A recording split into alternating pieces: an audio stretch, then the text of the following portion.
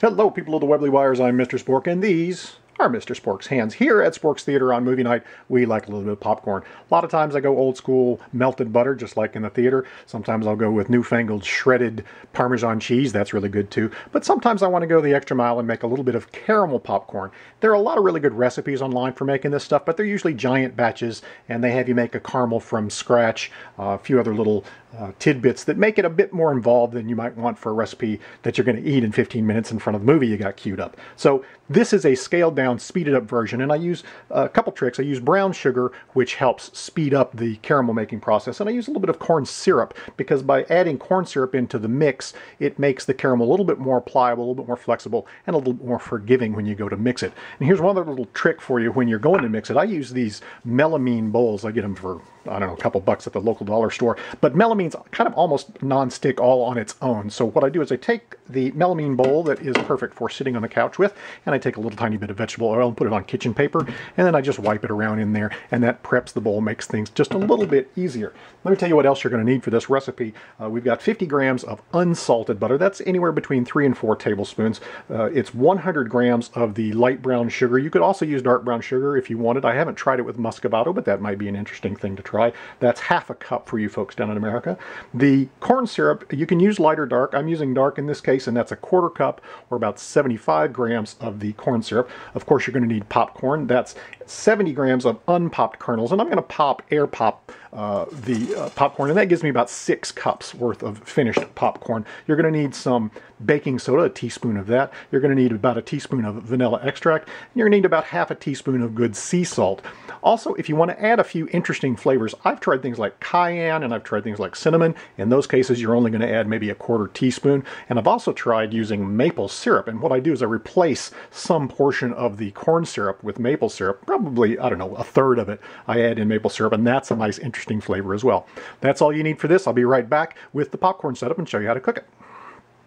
So I'm about ready to make the caramel popcorn, but I want to show you a quick little trick here that's kind of important. When you've popped your air-popped popcorn and there's some unpopped kernels down at the bottom, shake the heck out of the bowl so that they all settle down to the bottom. And then use your claw fingers and claw finger that popcorn over into your prepared bowl. That way the kernels that didn't pop will stay down to the bottom. And you want to get rid of those, because unlike eating it in the bowl directly with your hands, the caramel would stick into the kernels, and you would bite into those kernels and they will crack your teeth. Trust me, you don't want that. So take that extra few seconds just to sift out the unpopped kernels. Also, a lot of times in recipes you'll see that people bake this stuff afterwards just to kind of finish it off. And while you could do that here, you don't really need to, but you do need a good place to spread it out in a thin layer to cool for a few minutes. And so I use a baking sheet with one of these Silpat silicone mats in it. Just a good place to park. And because the stuff you're working with is really hot and a little bit dangerous, to be honest, you want to make sure that you've got yourself a nice working area. That's where this comes into play. Okay, we're going to cook in just a couple seconds. Okay, as you can see, we're back and we're making the caramel. All I've done off camera was melt the butter ahead of time. I'm over a medium heat, and make sure you use a nice heavy bottom saucepan, because anytime you're cooking sugar, that's going to buy you a little bit of insulation from accidents there. So in goes my brown sugar, if I can get it to come out of the cup there, and in goes my corn syrup. I used the same little trick. I coated the bottom of the measuring cup with a little bit of vegetable oil. It helps it come out a little bit easier, but it is still corn syrup, so you might have to fight a little bit to get that out.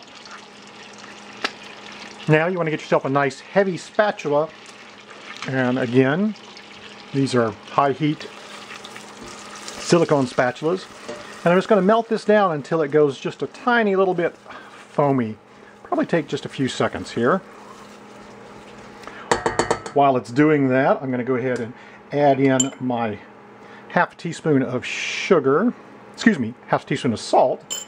And if I was going to use extra flavorings like cinnamon or cayenne, this is where I'd put them in. I'm just going to put just a tiny little bit of cinnamon in this time. And again, we're going to let that continue to cook over medium-high heat just until it gets a little bit foamy. Okay, so that's just a little tiny bit foamy, and now I'm going to go in with the vanilla. Steam up just a little bit. And here's the chemistry. You want to turn your power off, take it off the heat, and in with the baking soda. And the baking soda is what really kind of foams this up. That's just a kind of a healthy teaspoon that I've got in there.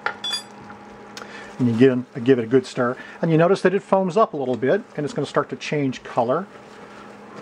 And once that color changes through the entire batch, you see how it gets all puffy, you're ready to go. So now we just have to come over here, pardon the camera angles.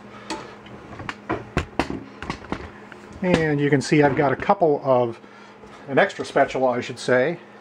And this is where you have to kind of be careful, because this stuff is liquid napalm, but basically pour it all over your popcorn. If I can get it out here. Don't worry too much about the extra left in there, because you want to work sort of quickly here. And I'm going to use both of my spatulas and I'm going to toss it around. Now if you wanted to add in some toasted nuts, this would be a good place to do that, just as you're tossing. But you're going to stir it up, making a mess, but that's kind of part of what this is all about. I even hear stories about people using various cold box cereals in place of popcorn, things like the rice squares and such, and I suppose that would work. I haven't tried them myself, but hey, if you experiment and it works, let me know. And I'll remind you that down in the comments section down below the video here, I will have a printed copy of this recipe for you, as always. And there you go. That's all stirred up. I'm just going to go turn this out onto my prepared baking sheet. Okay, so there you go. I spread it out and let it cool for maybe 2 minutes. It's still just ever so slightly warm, but that's all there is to it. You can now kind of break it back up into smaller pieces and go right back into your serving bowl and then go start the movie. I bet you this is all gone before the hobbits get out of the Shire. It's just that simple and it's just that good. Hope you guys enjoy it. As always, thanks for watching, and thanks for watching the advertising that runs after this message. We'll talk to you next time from Spork's Kitchen.